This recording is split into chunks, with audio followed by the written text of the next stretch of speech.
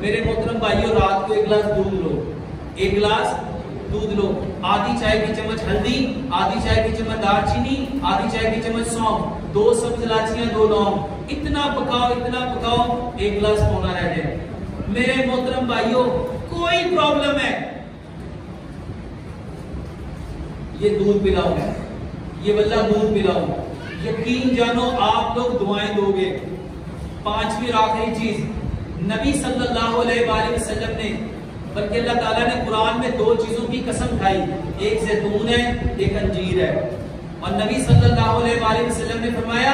انجیر کھاؤ، یہ جنت کے پھلوں میں سے ایک پھل ہے، اور زیتون کے بارے میں فرمایا اگر لوگوں کو یہ جو زیتون ہے اس کو کھاؤ بھی، پیو بھی، اور اس کی مالش بھی کرو، یہ مقدس درخت کا تیل ہے،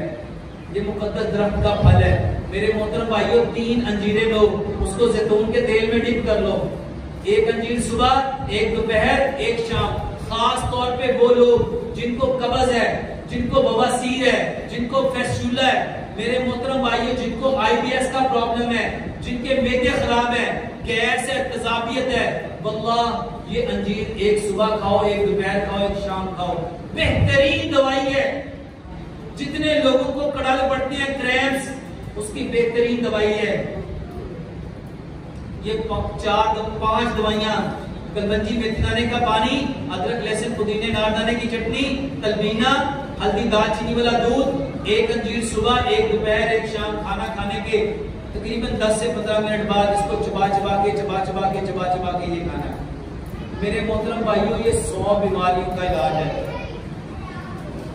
کوئی بیماری ہے، یہ 2 کام، پکانا کیسے ہے، کھانا کیسے ہے، اور یہ 5 دوائیاں، یہ 3 کام کرو، واللہ بہترین علاج ہے۔